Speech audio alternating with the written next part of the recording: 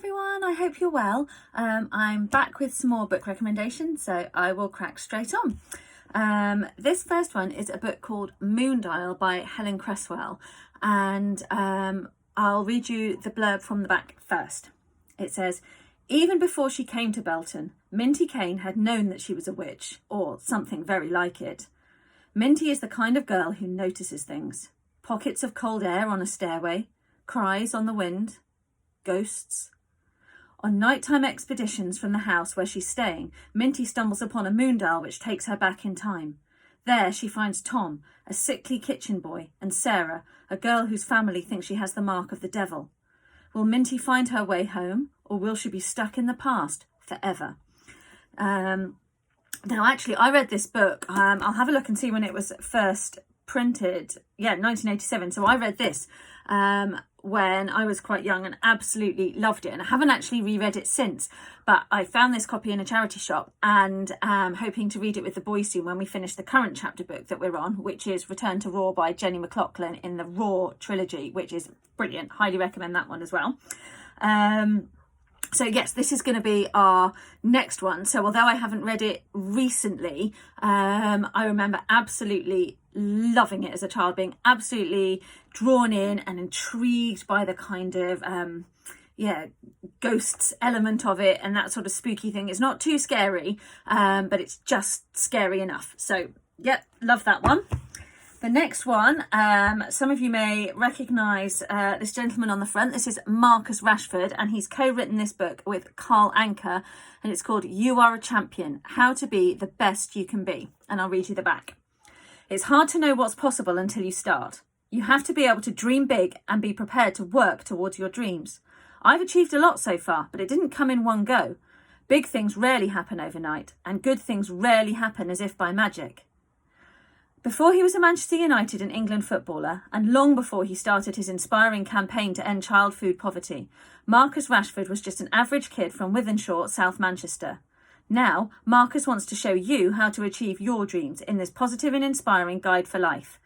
Packed full of stories from Marcus's own life, brilliant advice, and top tips from performance psychologist Katie Warrener, you'll discover how to build your confidence, find your team, dream big, use your voice, practice like a champion, navigate adversity, be comfortable with who you are, and never stop learning. You're already a champion, you just might not know it yet. Now, I haven't read this one at all yet. Well, I flicked through it and looked at some of the sections and things, but the boys have had a look at it and said that this is a really good one. So particularly, if you're into football, I guess you'll probably already know who Marcus Rashford is, but actually you don't need to be a fan of football or a fan specifically of Manchester United to enjoy this book. It's some great non-fiction, and I think it's really, really good. These kind of books used to be around for grown-ups for a bit, kind of, positive inspirational ones, less so for children. So I'm really glad that young people are getting these kind of books as well. So there we go, that's that one. The next two are two quite different books, certainly different in length, but on a similar subject. So this one is called We Want Our Books by Jake Alexander, who is the author and illustrator of this one. And it says, a story about a community coming together to save their library, led by one little girl. This inspiring book shows how every child has the power to change the world. And this is a great book because sadly in this country and other countries around the world, cuts to libraries, cuts to the funding that libraries get, so the amount of money that they have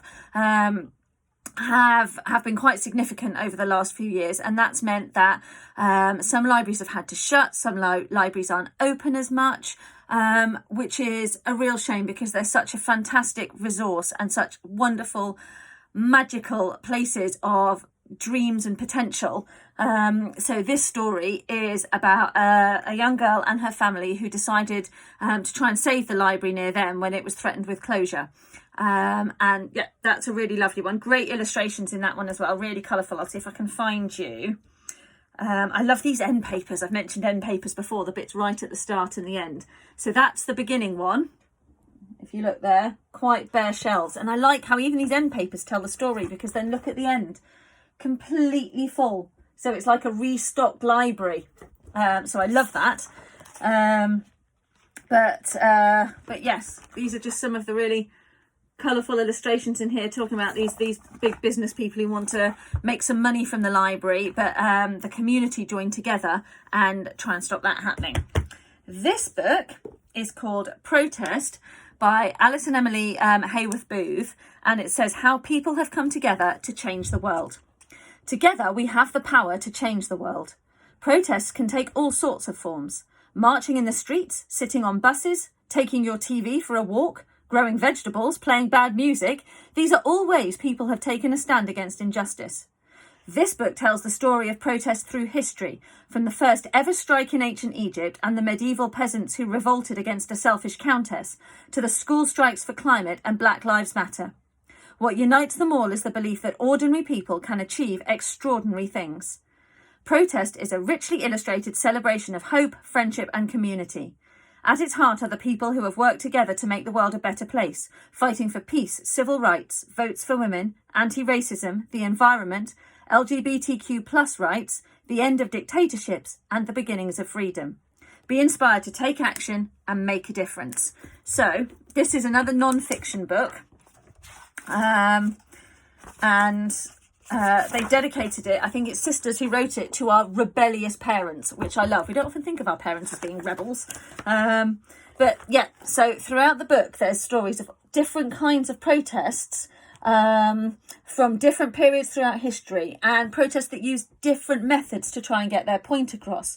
And they sort of talk a little bit more about some of those details. So for example, here, there it says, making noise is a way that you can protest. Here it says doing nothing is a way that you can protest.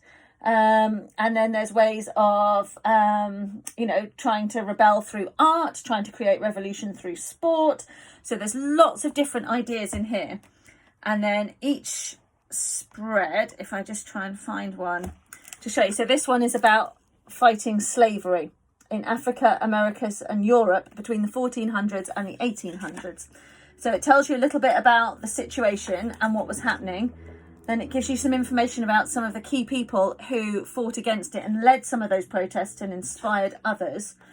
So yeah, fantastic book. Lots of history in there.